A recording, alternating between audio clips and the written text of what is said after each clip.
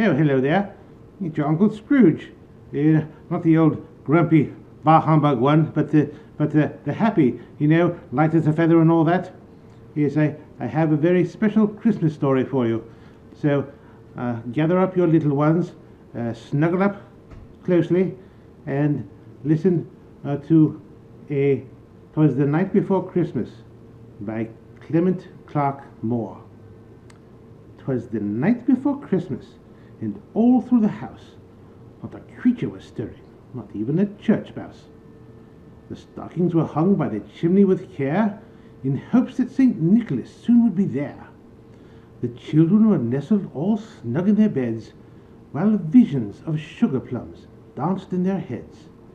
And Mamma in her kerchief, and I in my cap, had just settled down for a long winter's nap, when out on the lawn there arose such a clatter, I sprang from the bed to see what was the matter.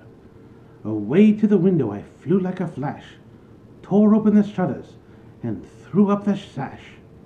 The moon on the breast of the new-fallen snow gave the lustre of midday to objects below, when what to my wondering eyes should appear but a miniature sleigh and 8 tiny reindeer. With a little old driver so lively and quick, I knew right away it must be St. Nick. More rapid than eagles his coursers they came, and he whistled and shouted and called them by name, now Dasher, now Dancer, now Prancer and Vixen, on Comet, on Cupid, on Donner and Blitzen. To the top of the porch, to the top of the wall, now dash away, dash away, dash away all. As dry leaves that before the wild hurricane fly, when they meet with an obstacle, mount to the sky. So up on the housetop the coursers they flew, with a sleigh full of toys, and St. Nicholas too. And then in a twinkling I heard on the roof the prancing and pawing of each little hoof. As I drew in my head and was turning around, down the chimney St. Nicholas came with a bound. He was dressed all in fur, from his head to his foot, and his clothes were all tarnished with ashes and soot. A bundle of toys he had flung on his back, and he looked like a peddler just opening his sack.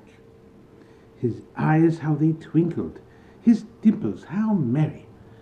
His cheeks were like roses, his nose like a cherry. His droll little mouth was drawn up like a bow, and the beard on his chin was as white as the snow. The stump of his pipe he held tight in his teeth, and the smoke it encircled his head like a wreath.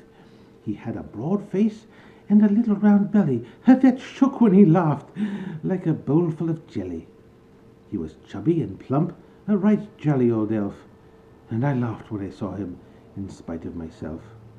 The wink of his eye and a twist of his head soon gave me to know I had nothing to dread.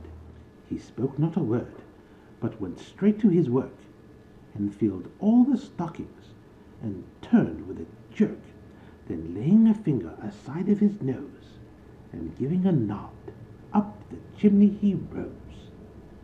He sprang to his sleigh, to his team gave a whistle, and away they all flew, like the down of a thistle.